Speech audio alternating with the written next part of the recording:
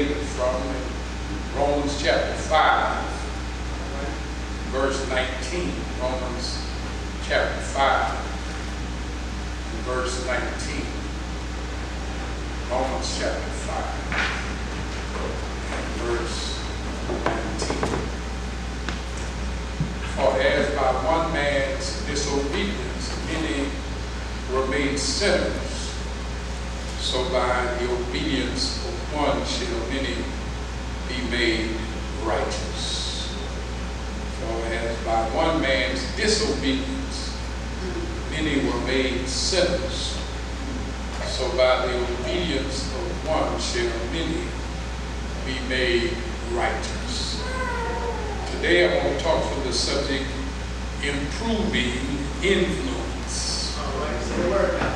Improving influence. Improving influence. People are affected as well as being affected by other people. No man is an island. Nobody is all but to themselves. Everybody is affected by somebody else. Yeah. Say the word now. And everybody is affecting somebody else. It appears to be then that we should be cognizant of, take notice as to how are we influencing those we come in contact with. I won't start there, won't keep it long today, it's not that complicated. I'll start talking about contagious companionship. Contagious companionship. Okay. Contagious companionship. In this age of the coronavirus, everybody's concerned about contagion, catching stuff. Well, this matter of catching stuff is not just isolated to COVID-19. This idea of contagion is really brought about by our interaction one with another. No man lives unto himself. Yeah. If I am exerting upon those who touch me forces that will either make or mar the human race. In other words, the people I touch, the people I come in contact with, will either be made better or worse. Yeah. Because of our interrelationship. I love this because see, when I say touch, it doesn't necessarily mean physically touching. We've gotten so sophisticated now, we can touch electronically. Yeah. So that I can touch somebody way in China. Over the internet. And I can have some influence as to how their lives will be affected one way or another. We talked about the heredity aspect of this scripture. We talked about the environment aspect of this scripture. But now I want to deal with this matter of the first Adam and the second Adam as they relate to their environment. Their effectiveness, I should say, on one another. That Adam passes down the sin virus because he communicates sin. I got quiet.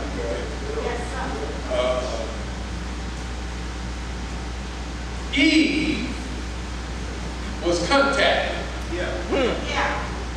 Eve affected Adam. Adam affected those after him. Eve was affected first. God didn't call Eve. He called Adam. Because Adam was the one who he held accountable for his actions. I want you to have it. So that you have the first Adam affecting mankind, but then you also have the second Adam also affecting mankind. I don't have a choice in receiving or being infected by that which the first Adam gives me. But I choose as to whether or not I'm going to avail myself of the privileges afforded me by the second Adam. Yes, sir. Yes, sir. I'm born in sin, but I don't have to stay that way. Because the second Adam gives me a choice. So I don't have to cry in my soup because of my condition, because I'm in the condition I'm in because of my choice. Do I have a witness here?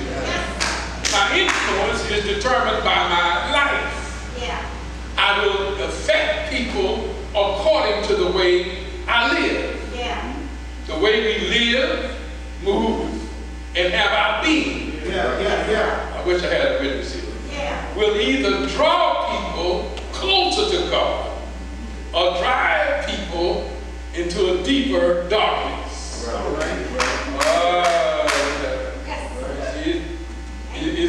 It's not so much my talk as my walk. Let me go to my next point then. Y'all look like I might lose y'all if I don't hurry up. Not only do I see this contagious companionship very closely tied to contagious Christianity, I see a character and a contradicting Christ. A character and a contradicting Christ. I'm not saying that Christ contradicts himself. I'm saying that it's a matter of our character, and sometimes our character contradicts our Christ. You see, I'm only able to exert influence as it relates to my true self. I'm saying it again. I'm only able to exert the influence of my true self. It got real quiet. I'm going to get quiet on that when I get through it. Let's see. Sometimes we appear to be one thing, when in actuality we are something else. I learned a long time ago, everybody you see at church, holy, unstained, nothing wrong with them. That's not the way they really are. Say it. Everybody who you see politically correct and always saying the right thing and always pushing the right buttons, always conducting themselves the way a Christian ought to, that's not the way they actually are. Y'all better hear me today. And you see, you can fool man. You can fool folks, but the problem is you cannot fool God. Man looks at the outward appearance, but God looks at the heart. You see, the way I really am is not determined by what I say. The way I really am is not determined by what I wear. The way I really am is determined by who I am on the inside. My reputation is what people think about me. But my character is who I really am. My character is who I am when I look in the mirror. My character is who I am when all of the skeletons are exposed. My character is who I am when I recognize all of my past faults and failures, that who I am is not who I project, it's who I am. I was wondering, who are we? We say we trust in God. If I was a little girl, or if I was a little boy, I would have to ask myself, do we really trust in God? I wish I had a witness here. We trust in God. And because we trust in God, we want to be saved. I never had so many folk to tell me, be saved. Brother Clinton, I'm saying, what do they mean by be safe? See, when they say be safe, that's a code word. Keep your butt at home.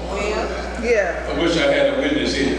Because we've allowed ourselves to translate being safe to staying at home. I wish I had a witness here. That's not a biblical term. I don't see where in the Bible you stay at home and you safe. I don't see really anywhere where staying at home makes you safe. I know some people would stay at home instead of going out on Saturday night because they didn't want to get shot in the club. But a lot of Christians stayed at home and a car ran in their house in the living room and killed them dead. So that they were at home, but they weren't safe. Oh, I wish I had a witness here. My being safe, I said, well, you're safe if you carry some protection. I believe in having guns. I'm a gun owner, but I don't have guns, Brother Washington, to be safe. They'll come in and take your gun and shoot you.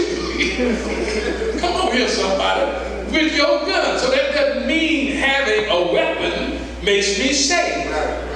That either you're going to live by the sword or die by the sword, or you're going to trust in the Lord and let the Lord make a way. I wish I had a witness here. I decided years ago that I will trust God to take care of me. Which I had been. Be safe. So what you're really saying is, I'm going to stay at home to be safe. I wonder what a child thinks about that. When he looks at his mom and dad, they're scared to go to church because they want to be safe. That don't stop from going to Walmart. They can go to Walmart. There's no problem. Go to Walmart. I can go to Walmart, spend some money. I can go to Walmart, stand in line, be all up next to somebody. They say we're going to stay 6 feet apart. They got little arrows, but people going in the wrong direction with the arrows. It's all right to go to Walmart and be safe, but don't go to church. Because if you go to church, you're not being safe. I wish I had a witness here. I wonder how a little child views that when you tell them you trust in the Lord, and for God I live and for God I die. But certain folk decide that it's not wise, it's not smart, it's not intelligent to go to church. You need to stay safe. And you stay safe by staying at home. The great example today is a man had 200 people come to his church. One man at that church had coronavirus and infected 180 people. Question: how do you know those 183 people didn't have corona before they went to church? Did you test them before they walked in the room? Number two, who tested them when they came out? How do you know it's 180? How do you know they didn't catch it at the house before they went to church? How do you know they didn't catch it when they were shopping over at Target? Why it had to be the church? Why are you so intelligent to stay away from church, but you go everywhere else, but you still trust in the Lord? I believe in science. I told y'all stop lying on science, because science ain't got nothing to do with this. This is what propaganda wants to promote. Now you notice people don't have a job. They're trying to get out, trying to go to work. But now, Brooklyn, they want them to go to work. The governor made sure y'all got free when he found out gas was messed up in the prices. So y'all need to burn some gas so he can get his money on his investments. I wish I had a witness here. I need to get y'all busy because I want to make sure y'all get my gas prices up, but you can't buy gas if you don't have some money. They want you to wear a mask, and everybody need to have on a mask, but you're going to pay $3.95 for your mask. For one. That's the cheap one. Oh, it got real quiet. I'm sorry you paid $20 for yours. I'll talk about paper mask. I wasn't talking about my sister. See, it's all right. I got me a Cowboys mask too. Is that I'm trying to tell you that some people have ulterior motives to what they promote. They don't give a fat right about you or your condition, but they really want to use you in your pocket to promote that agenda. It's always amazing to me how it's the rich who will get richer and the poor keeps getting poorer. I don't blame the rich folk because we're in the condition we're in because of the choices we make. Do I have a witness here? Jesus says, well, this matter of character is determined by who you are and what you are and how you live and how you conduct yourself. But living the life the way God tells us to live the life is also contagious. Sin is contagious. I told y'all before, I got some friends I love to death, but I found out years ago I had to stop hanging out with them. Because when I hung out with certain folk, I always end up doing something I had no business doing. Y'all looking at me like I'm the only one. And I tell myself, bro, Chris, I ain't gonna do that. I know what that rascal gonna try to get me to do. I'm not gonna do none of that. I'm prayed up, I'm strong. And then when the day is over with, I found out I didn't take as long to start, but I ended up doing it anyhow. Come on here, somebody. So you got to realize some people can infect you with the wrong kind of violence. So that in order for me to live better, I had to stay away from some folk, Alan. In order for me to be what God wanted me to be, I couldn't just go to everybody's house. Not because they were bad. Not because they were bad people, but because their influence on me had a bad effect in my life. I have a witness here. Well, this thing is so tricky, it can also work in reverse. There are some people who are seemingly sinful, but in fact they aren't as sinful as you think they might be. There are some folk the church has labeled sinners, but they really have a better reputation in the neighborhood. Isn't it amazing that they're always the mission sister that get along with the children in the neighborhood?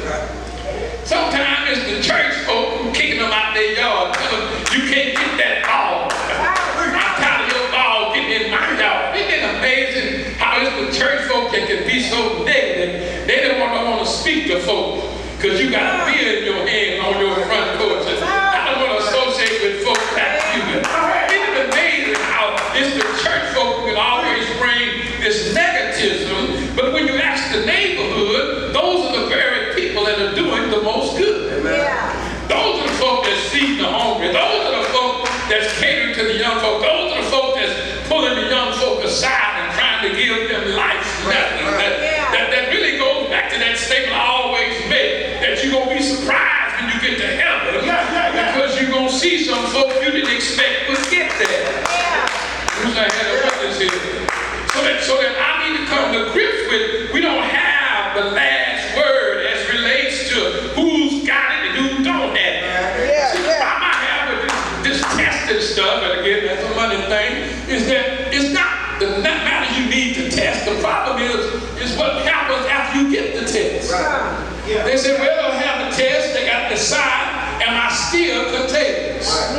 They came out, well, I'm not contagious because I had it, and so I have an antibody that prevents me from getting it, and I can help you not get it or fight what you got if you get some of my blood. Do I have a witness here? Well, my brothers and sisters, that sounds pretty good, but they're saying we ain't sure, so we can't let y'all out. Because if you got it, you still might be able to get it later on.